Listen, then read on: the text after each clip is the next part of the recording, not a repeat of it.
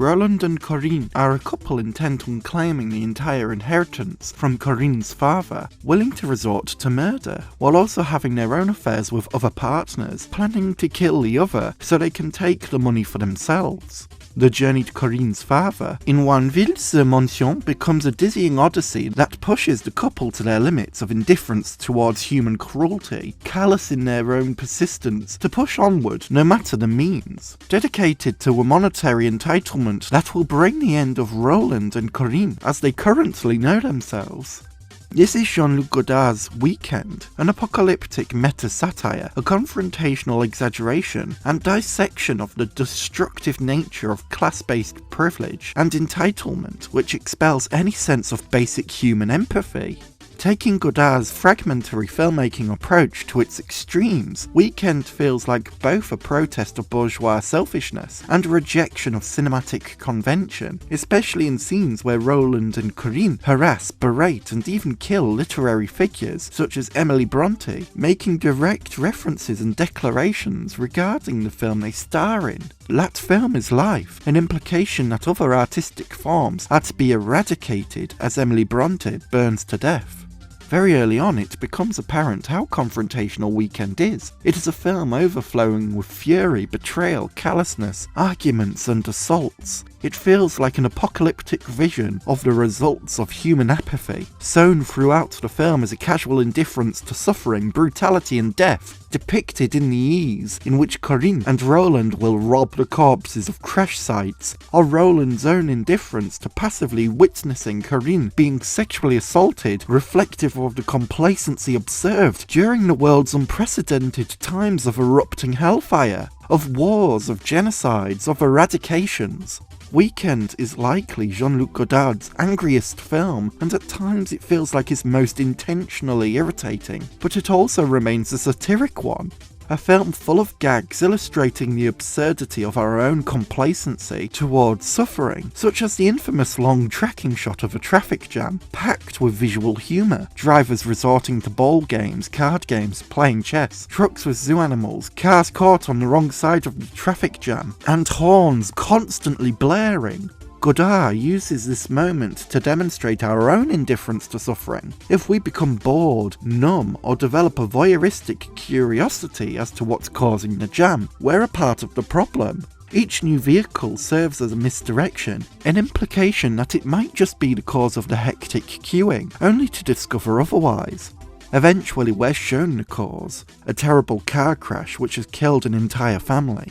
A grisly bloodbath, the source of our earlier amusement, and a confrontation that we too are also casually indifferent to suffering.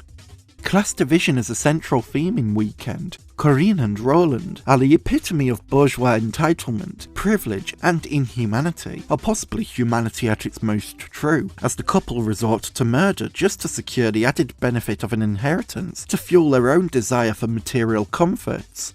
Outside of Corinne and Roland's own mindset, anybody far removed from their affluent circumstances simply doesn't matter to the central duo. Even the couple's own sense of identity is erased by upholding bourgeois convention.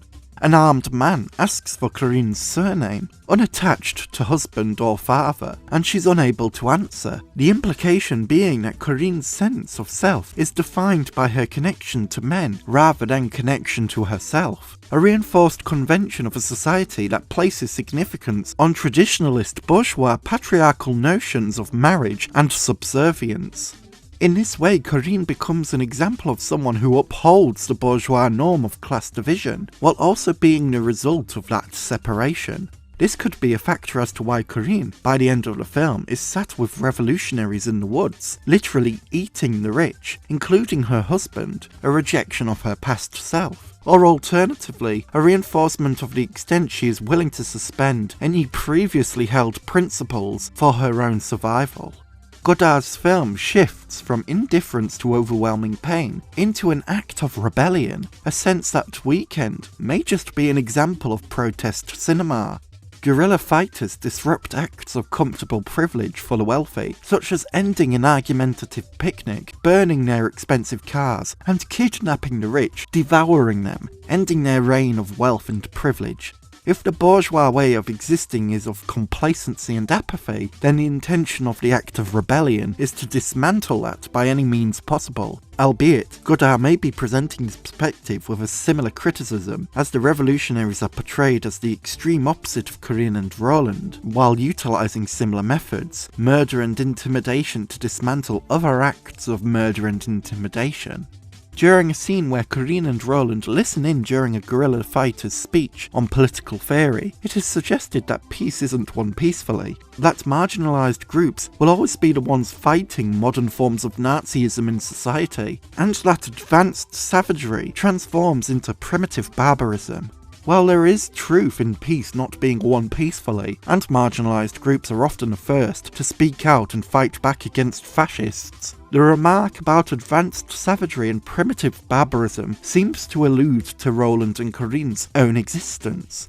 If we view this advanced savagery as the selfish privilege inherent in our central duo's entitlement and violent actions, as if privilege is the socially acceptable form of savagery due to its reinforcement of indifference towards others, then the transformation into the termed primitive barbarism may just be the journey over the edge that Corinne and Roland take as they reveal their ugliest intentions, both stealing from the dead, killing those who irritate them, and murdering for an inheritance. The theoretical speech may be contradictory and meandering. Is advanced savagery and primitive barbarism all that different? But there is an element of truth in regards to Roland and Corinne's natures. They transgress from a socially acceptable selfishness of affluent privilege seeking to hoard more wealth into an utterly despicable brand of selfishness, using violent and dehumanizing means to get what they want.